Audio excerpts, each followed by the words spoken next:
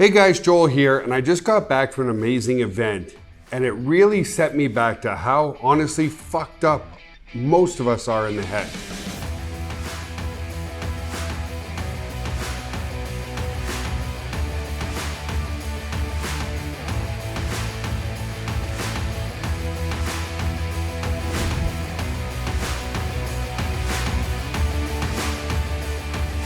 So I was at an event at Lion's Den. Sean and Waylon event was awesome. Really enjoyed it. And what I wanted to share with you guys today is all my insecurities, all the things that I'm fucked up for in my brain, in the hopes that you can realize that generally, especially when I was in an event room and, people were afraid of speaking, they were afraid of taking action, they were afraid to be, they were afraid of a lot of things. And the common denominator was, they were all afraid. Like most people are afraid of public speaking. Most people are afraid of failure. Most people are afraid to be judged, all that kind of stuff. And it really brought me back to a couple of times in my life. So before I share my actual notes with you here, I want to be very transparent with you all. In my younger days, when I was young, I was bullied a lot. So at birth, I was 1 pound, 6 ounces at birth. I was born at 6.25 months or 6.5 months. I was 1 pound, 6 ounces at birth. And the doctors came to my mom without getting too much into it and said, you may want to say goodbye to your son because his lungs are so underdeveloped that we don't think he's going to make it through the night. And for whatever reason, I don't remember that stuff, but I made it through the night. And the point of talking about that is not to get any empathy or sympathy from you, is I believe that I was a very, very tiny kid growing up because I didn't get a chance to get fully developed in my mother's womb. Maybe that's not the case. Maybe I was just a tiny shit little kid. So I was bullied a lot in school. I was bullied a lot as a kid. I was picked on a lot. My nickname was actually Ethiopian, which is kind of disgusting, right? I'm trying to be politically correct, but I have to be honest with you. And, that's not a very nice name. And I was so skinny that I used to have a little dirt bike. I had a little PW50 Yamaha for those who race out there. And I was so skinny that people used to be able to grab onto my ribs here. And if they were behind me on the bike and just grab on and hang on because, there was just so much space there to grab. And so I was bullied a lot. And what I wanted to share with you is for whatever reason, I didn't like it, but it didn't overcome me. It didn't put me into paralysis. It didn't put me into so much fear that I didn't take action.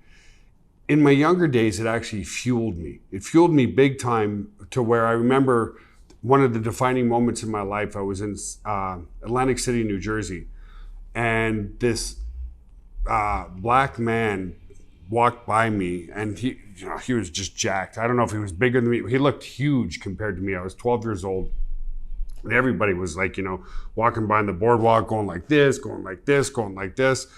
And I was like, fuck, I don't care why he has all the attention. That's what I want in my life.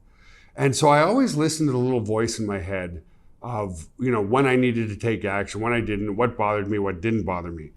And, so coming back to that day, I remember thinking, I don't care whatever reason he has all this attention. I want that, and I want the bullying to stop. And so I went home. I was actually 11 years old, and I picked up my first weight set, and I never stopped. And during that time frame, I thought, okay, if I fix my body, it's going to fix my mind. And it didn't. Even though I had built a much bigger body, even though I had learned some martial arts, I became a black belt in Taekwondo, it didn't fix the insecurities in my head relative to being a very shy person, very introverted person. Even today, I'm still an introvert extrovert. And an introvert extrovert is somebody who, when they first meet you, is kind of shy, kind of standoffish, kind of quiet. But once I get to know you over a few minutes, then I can be quite chatty. And honestly, the chatty part is the part that's difficult for me. So, because naturally I'm an introvert, but I push myself every single day to do things that I know I need to do, but I don't necessarily want to do. And it didn't fix me. What fixed me, guys, was I was in college at the time. My father had some pretty bad gambling debt, so he nearly lost all of his business. My mom came to me and said, listen, we can't really pay for your college anymore, but I'll take out a loan. And I was like, Mom, if we're just about to go bankrupt, like, don't take out a loan. That's just putting us deeper in the hole, right? Let me figure out a way. So I sat there, and at the time I was working as a doorman. Well, a doorman only gets like $50 a night at the time or whatever, and that's hardly going to pay for my room, my board, my college, my education, my books, all that kind of stuff. So I went back to her a couple of days later, and I said, you know what, Mom? So she said, I'm going to be a stripper. She's like, what did you say? No fucking way. I was like, okay, well, that goes that idea. And then she comes back to me a couple days later. She goes, okay, I'm going to make you a deal. You go do what you need to do. But if a single one of my friends goes in there, I'm going to deny. Thankfully, none of my mother's friends ever went to Hot Shots in Ottawa, Canada. That's where I used to strip. And that's how I finished my college. But what I give credit to that there. So in Canada, being honest with you guys again, they don't just wear a G-string, they go totally nude, okay? Everything, it's the full Monty, the full hanky, whatever you want to call it, every single bit of clothing comes off. And I had a big, huge epiphany light bulb moment. I was sitting there standing in front of 300 women, absolutely naked, and just like, and I thought to myself, Jesus, Joel, if you can do this, if you can be naked to the nines in front of 300 women, you can do anything. And that was a light bulb moment for me. So I became more of an extrovert. I became more outgoing. I thought fucking talking to women, talking to building, doing sales calls, building a business, whatever the case may. You know, doing sales calls now for me, guys, because I went so out of my comfort zone back then, is easy. It's just really, really easy. So what I wanted to do, because, you know, it was so long ago that I had forgotten about the parts of my life that were broken. And I'll be honest with you again one more time, and I want to share everything out of here.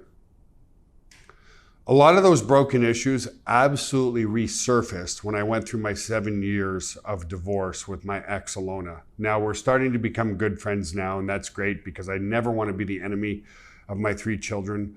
But some of you have been through divorce. You know what it's like. It's a living hell. I lost millions and millions of dollars, and a lot of those insecurities started to resurface themselves. Am I good enough? Was I a good father? Was I a good husband? Am I a good parent?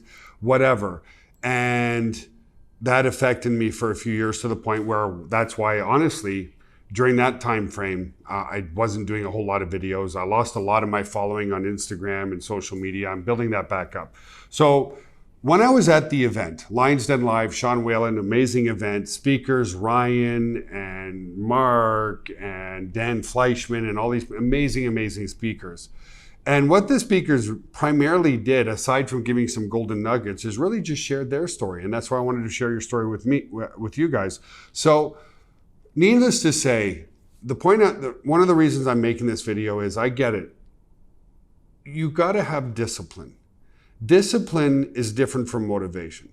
Discipline is doing the things you don't feel like doing, but doing them anyway because you know they need to get done. So I struggle with shooting these YouTube videos and other videos all the time because, like, what am I going to say? Is it going to be good enough? Are they going to put it down? Are they going to say something nice? Is it not going to get enough views? Am I going to get enough likes? Am I going to get enough comments? And what helped me start to shoot more consistently and put more stuff back on social media again after going through all the things that I went through was disconnecting myself from the outcome. So if this video helps one person, that's all it needs to help. Now, I won't say I hope it doesn't help more because I need to spread the word further in order to build a business, in order to change the world. You know, you don't change the world with one person, but you do change the world one person at a time. So I wanted to share with you. So I actually wrote them down in a book right here. This is a Lions Den Live book, and it was a great event, and I'm glad I went. And even you know, going through the whole divorce machine, I didn't go to any events. I just didn't feel like it. Like I was such a negative prick during that time. I didn't want to put that negativity onto anybody. So here's some of my insecurities and what I wrote down, and it's probably going to resonate with a lot of you, and I may even get teary-eyed on this. Number 1. Don't be scared to be judged. And I think that's something that goes across the board for everybody, and what absolutely paralyzes them from getting on to doing what they need to do to build a business and build a legacy. And I wrote this one down because there was a lady there was a question and answer period, and she just burst into tears. And she said to herself and to the panelists, I can't post on social media because I'm trying to protect my children. And there are so many hooligans out there and so many serial idiots out there that I'm just scared shitless to post. And whether that is a valid reason or not, that reason was valid for her because the emotions were real, the tears were flowing. And the panelists gave her some really good advice, said, listen, you can't protect your kids from all the social media pigs out there and the serial complainers and the negative people and, you know, the negative comments and all that kind of stuff. What you need to do is educate them. And that's absolutely right, because social media is not going to go away ever. It's only going to get stronger and stronger and stronger. We are so fucking addicted to our cell phones. It's disgusting, right? It's absolutely disgusting. So when she said that, really what I thought about is she was afraid to be judged, and she was afraid to have her children judged as well. But if she educated her children, then she could start posting on social media, educate your children to protect themselves in these social media environments. Because let's face it, there's probably more kids on social media than we are. And then based on that, I wrote down quite a few things. And these are the things I wrote down, and these are probably good practices for you to spread your message more, build a bigger business, whatever the case may be for you and whatever you want to do in your life, is I needed to learn to do more ads, okay? So these are just mine, but it's going to be applied to you. So I do a lot of ads on Facebook. I do some on YouTube and all that kind of stuff. But I realize now, compared to some of the speakers that were spending like $1 million in ads, I'm not even close to that right now. They're spending $1 million in ads to get their message out there quicker. I also needed to connect with better people. I have a huge insecurity. This is one I want to share with you I always want to, if I see somebody struggling, okay, I always want to reach out and help them. That's no problem for me. If I see somebody's trying to make more money, have a better life, have a better relationship, build a better business online, write more creative emails, anytime I see somebody struggling, I want to help them and lift them up. However, where my weakness is, when I see people out there that I have the perception that are doing better than me or equal than me, I don't want to bug them for some reason. Oh, I don't want to bug Anthony Morrison, or I don't want to bug Tissa, or I don't want to bug these people because they're busy building their business. And I just don't want to weigh them down. That's my thought process that I go through every time. And the reality is, I can't build my life better by being around better people who have a lot of experience. So if my company peaked at $75 million a year, if I want to get my company to $500 million a year, I need to network and be around better people who've built $500 million a year companies, right? And I always have a hard time reaching out to people that are busy and doing really well, and that's just absolutely wrong of me. So just like some of you have a hard time reaching out to me with the perception that maybe I might be doing financially better than you or whatever the case may be, I suffer from the same shit that you guys do, okay? So I realize now that I need to, and so I block out time. If I need to network with better people, I'm spending 1 hour a day, come hell or high water, reaching out to better people, more successful people, that kind of stuff. The other thing is too, I realized that my business and my own general happiness was much better when I was going to a lot of internet marketing and different general conferences. My goal is today, if I go to an internet conference or any type of business conference or coaching conference or whatever, anything to level up and grow my business and grow my personal life and my relationships, I used to go to 6, 7, 8 of them every single year, almost one a month, to be honest with you. And then again, going through that divorce machine, and I just didn't want to put my negativity on anybody else, I stopped going. And that caused my business to decline, okay? And so I needed to network more. Absolutely. Now, another one that I realized, which is a character flaw in myself, is I needed to be more empathetic. So as an example, when I talked about that woman who was scared to death to post on social media because she wanted to protect her children, my initial reaction was nothing bad, but like, what is she talking about? That's ridiculous, right? And then I stopped myself and said, regardless if I think it's ridiculous, because I post on social media all the time. I've educated my kids. My kids are all over social media and all that kind of stuff. But in that moment, I was like, you know what? Those tears are absolutely real for her. And I need to be more empathetic, because what's real for her is not necessarily real for me, but a truth. Let me digress. What you believe to be true is factual for you, whether it's a fact or not. So what do I mean by that? Well, some guy who's done day trading and made millions of dollars is going to say the only best way to make millions of dollars is in day trading. Another person may have day traded and lost their shirt, and they'll tell everybody else around the world, don't you ever get into day trading, you can't make a dime. So what's factual? No, it's true for the person who made millions of dollars. It's also true for the person who lost their shirt, but it's not necessarily a fact, right? It's not necessarily true to the whole world. So I needed to be more empathetic. I already mentioned this one, but I'm writing it down again. I literally wrote it down right here in my book. Maybe JB, you can take a screenshot of that. Was be less insecure with successful people. Be willing to ask for help. And another one that I've always struggled with, I was an entrepreneur when I was 11 or 12. Like when I was 13, 14, when I started to get a better build, people were asking me what supplements I was taking, like protein powders or whatever. There wasn't much back then. And I realized, why don't I leverage how good I look and start selling protein powders? So at 13 years old, I would say, I'll get you the protein that you need to build your body, build it better. And I would make a few bucks. So just by having a nice commanding physique at 13, 14 years old, I was probably making anywhere from $1,000 to $2,000 a month. Now that's not life-changing income, but it's life-changing income if you're 13, 14 years old. So I had to realize that just because I was an entrepreneur at such a young age, I'm always pushing my kids. So my oldest is 23, and in retrospect, she's still very young and she's still trying to figure herself out. And then there's my son who's 21 now, and he's still figuring himself out, and that's okay. But I get a visceral reaction in me because I can only compare it to me and go, damn, dudes, I was making money when I was 15 years old, And that's what I wrote down. I got to understand that my kids are not me, and they're going to find their own way and their own path through life. And the last one that I put down here directly for me was, I feel really boxed in when I spend too many days in the office here. So that goes back to doing more networking, be outside of the office more, being more creative, and maybe going on a nature hike and filming, content for you guys while I'm in nature or while I'm in the gym or whatever.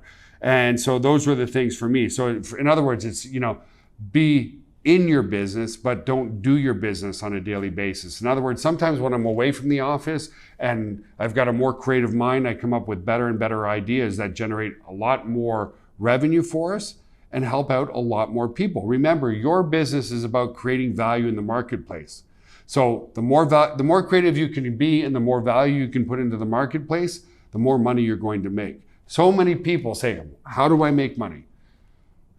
Find solutions to problems for people, create a lot of value in the marketplace centered around problems and solutions for people. And one of the biggest problems is convenience. Make things more convenient for people and you would make good money.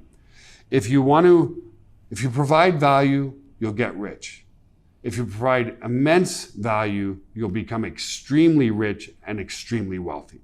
So the more value you put into the market, the better you're going to get.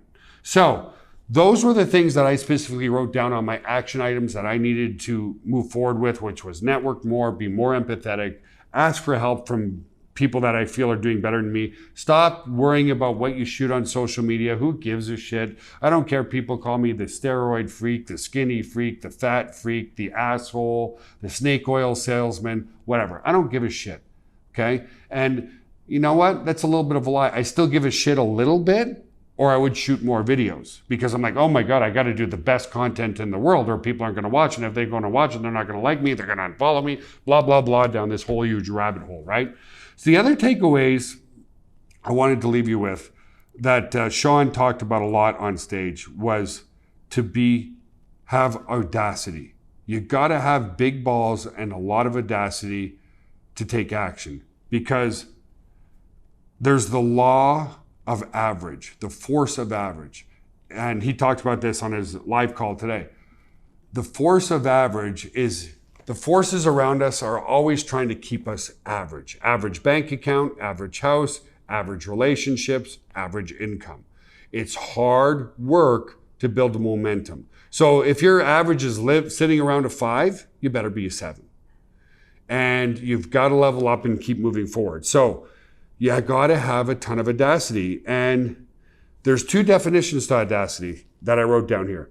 The willingness to take bold risks. So you got to be bold. Okay, guys, you got to be out of your comfort zone. I'm always out of my comfort zone in some way doing these videos. But here's what I've learned through all that. I enjoy being out of my comfort zone, because I know when I'm out of my comfort zone, I'm growing. I know when I'm out of my comfort zone, I'm doing more. I know when I'm out of my comfort zone, I'm affecting people in a more positive way, okay? And here's what's interesting. Audacity can also be defined as rude or disrespectful behavior.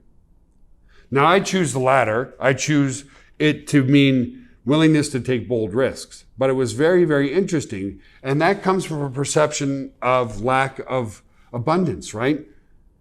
People who are audastic aren't necessarily rude or disrespectful behavior. They're just willing to be more bold to make more things happen in this world.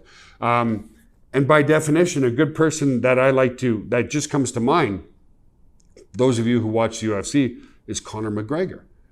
He's one audastic son of a bitch. He has a lot of audacity, and he does have a lot of rude or disrespectful behavior, but by being polar and really latching on to his beliefs, people admire that. People admire all types of people. You love him or hate him, Donald Trump is very polarizing. He latches onto an idea and doesn't let go. Now, whether you agree or disagree with that is irrelevant, but it creates attention. And you need a lot of attention in this attention deficit world with cell phones and everything to be able to create a movement. Without the attention, don't create a movement. There's no doubt, love him or hate him, Trump created a movement. There's no doubt, love or hate him, Conor McGregor created a movement. There's no doubt, love him or hate him, Howard Stern with his radio podcast created a movement, because they were very, very polarizing, and they weren't afraid to give their opinion, and they don't give a shit about what other people think, okay? So those are a couple of takeaways I want to live with you. And, in sharing my insecurities, my problems, my fuck-ups, my everything, I hope it resonates with you all to realize that we're all virtually kind of fucked up in the same way. We all have fears of failure. We all have fears of success. We all have fears of being judged. We all have fears of not getting to the next level. Whatever the case may be, we are human beings. It's not your mind. Understand this one last takeaway. It's not your mind that's fucked up. It's the human mind that's fucked up. And if you can just tell your mind, shut the hell up. I've got things that I know I need to do to get to the next level to help more people. That's all that matters. So listen, folks, if you love these videos, please click the like button, subscribe to the channel. Please leave me a comment, because it helps with the algorithm so much, and I'll see you on the next one.